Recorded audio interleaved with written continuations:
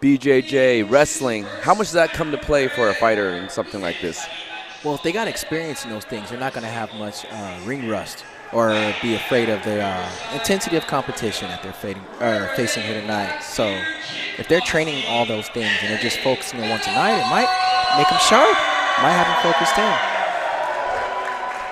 Just depends on how much time he's spending on his striking.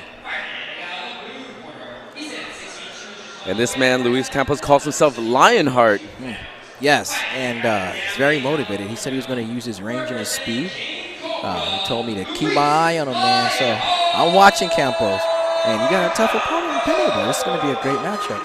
It's a great way to open the show. Once again, Fighters Rep number 16, bringing you the best of kickboxing action. We see our head referee, Pong Centurion, inside the ring, calling the fighters together. And we do see that height difference. We do. Yeah. We'll see how those leg chops work. Yeah. If they'll work towards that advantage. This is an interesting matchup for the first fight, man. This is going to see which one of these two gems is going to put their which one of these guys, because they're obviously green still in a competitive aspect, but they look sharp. And here we go for round number 1.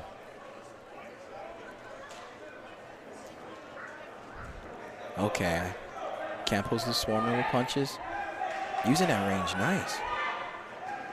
Oh, Penalber has to. Oh, yeah, he has to keep those hands higher.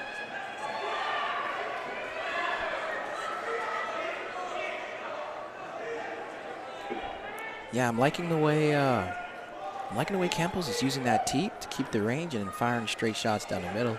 He's punching very, very long, making that very effective for him, that long hook cross combination. Ooh, 3-2. Yeah, he's just going straight hook. Linear, curving. Nice knee. Yeah. He's carrying his chin a little high. That could work in Penalber's advantage. But he's not throwing. Nice low kick. I think he's overwhelmed by the height, the length advantage. Our referee, Pong Centurion, rules that as a slip. Penalber got one shot right in. Yeah, slipping him in.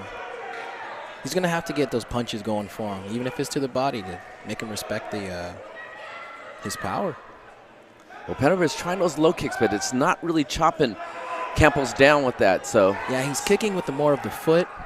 He should really step in and use all that leg he has. He has really big thighs. See again. Yeah, I'm liking the bounce that Campos is using to keep him guessing rhythmically. See, he bounces, he waits, and he stalks him. Boom, linear, boom. Nice, good movement, nice. He has good reaction time for this being his second professional or amateur fight. Absolutely, I like Campos' rhythm. He's really setting up. He seems like he's in the groove. Yeah, he's finding his flow. And that's smart, not to take the smaller guy's height as a deficiency. He might be baiting him in. See. And this first round comes to close. We see Campos very effective. Now, if you were in the corner of Penalber, what would you say to him? I would tell him he has to get those hands going. He's might have to eat one to deliver a couple, one up top, one to the body. And I would focus on Campos' legs, man. He's tall. So take away his ability to move, he might be able to land more shots. And but Campos has to have value. Or not Campos, I'm sorry. Penalber has to have value. He has to really go out there and bite down in the mouthpiece now because he's down around. And make something happen to make Campos respect him. Well, let's see if these coaches can make their adjustments. Yeah, and he has a good coach, man, Jason Caldwell. This is a battle between two good coaches, too, with Isaiah Snambo. So I know Caldwell told him, hey, man, you got to go out there and hit something. You got to make it happen. And here we go for round number 2. Yeah. Campos immediately with that long kick. Yeah, and he's using his lead, and then there you go. He's using his lead teep, his lead switch kick to control that range, and then he just punches straight side of it. And Penalber is coming in there. Yeah. It's the plethora of punches that Campos is throwing. He's throwing a number of them, just smothering. And then with that knee, firing it straight in. It's smart because if he can keep his hands high and keep him at length and then attack when he feels like it, he can outpoint him all night and get the ring time he might need. Wow, and what a way to open this show. Yeah. That was smart in Penalber's behalf and tying him up and not eating too many punches. But he has to do something after that low kick or before the low kick. There you go. There you go. A little smarter. Work your way in. Slow the bigger guy down. Yeah, he's eating a lot down the middle.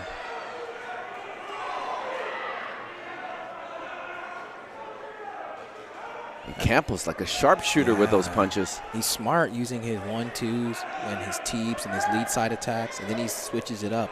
Outside hook, inside hook. Yeah, he's busting them open with the straights. Yeah, Penalber is jumping into these shots. Nice 1-2 again. Yeah, he's setting him up for an uppercut or a hook when he fades off the straight shots. Bouncing out, back to roll. Nice. Nice. Yeah, Penalber is getting picked apart. He's not engaging inside where he needs to. He's fighting too far out.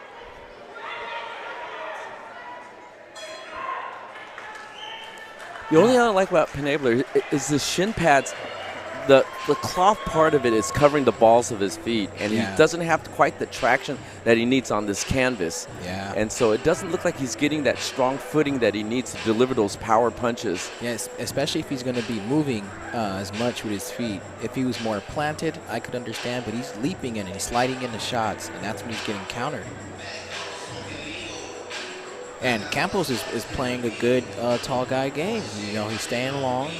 He's protecting his chin. He's creating exchanges from range and then capitalizing with knees or teeps to mix it up. Smart game plan. And I like that. I like the way he's throwing his combination of punches, just keeping his offense for defense because he's not given a chance for Penalber to strike. Yeah. Well, let's see if Anthony can put the pedal to metal. This is the third and final round of our opening bout here at Fighters Rep number 16. He starts out with the teep just to keep him honest. Penalber's trying to get in there, but it's the straight shots. And that lead side attack, inside hook. Yeah, he's been trying to line him up for that uppercut. It's just off angle. He's firing too close to his shoulder. Side kick attempt. Now Penalber is going for it. He's mixing it up. Well, that's a heart of a warrior right there. Yeah. And something I like about Campos is he's up, but he's still working. Yeah. Especially this early in your career, you want to make sure you get to maximize the ring time. Try things, stay safe, keep the pressure of the fight on you while you go through the motions in real time. Penalber's going for it. Smart. He's going for it. He has to.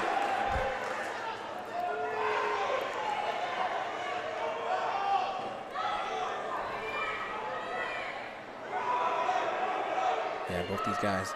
40 seconds left. Let me see what they got at the end of the round, end of the fight. There you go. And Campos is sticking to that game plan. He's smart. Straight shots when he comes in. Good check.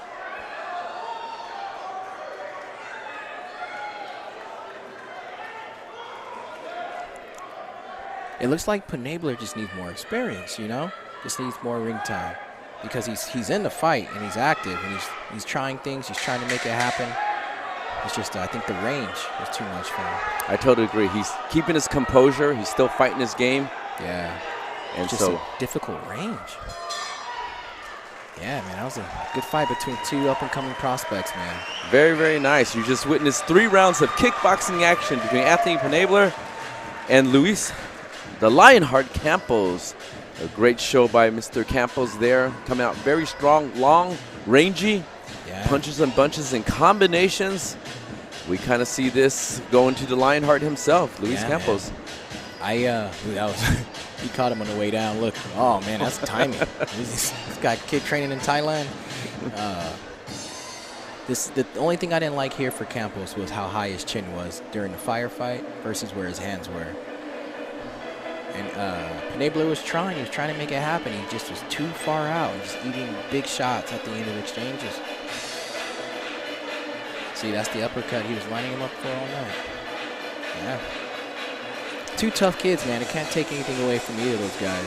Penalber fought the best he could. I really admire his grit in this fight. Because a lot of guys would have kind of beat themselves by not going for it because they're already losing. He kept going the whole fight, man.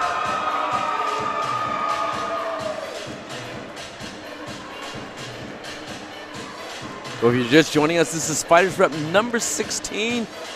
We have 16 bouts for you, incidentally, including one title bout. And this opening bout here at 175 comes to a close. Yeah, man, that was a good one.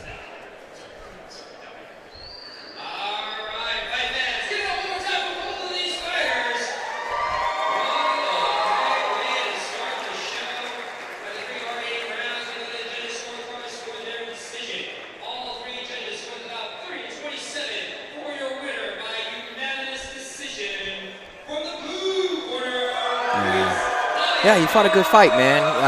It looked like he listened to his coaches. He stayed long. He got in trouble a few places, which is good for him early in his experience, and he fought out. Well, Luis improves his record to 2-0. And after he goes back to the workshop, I'd like to see him again. Came out very, very strong. But tonight belongs to Luis the Lionheart, the Campos. Lionheart in the house. That was a good performance for the guy, man. He said he was going to go out there and do it. Yeah. Still coming up at 135 pounds, Ruben Merle taking on Mario Fearless Sanchez. Just be coming up for our second bout.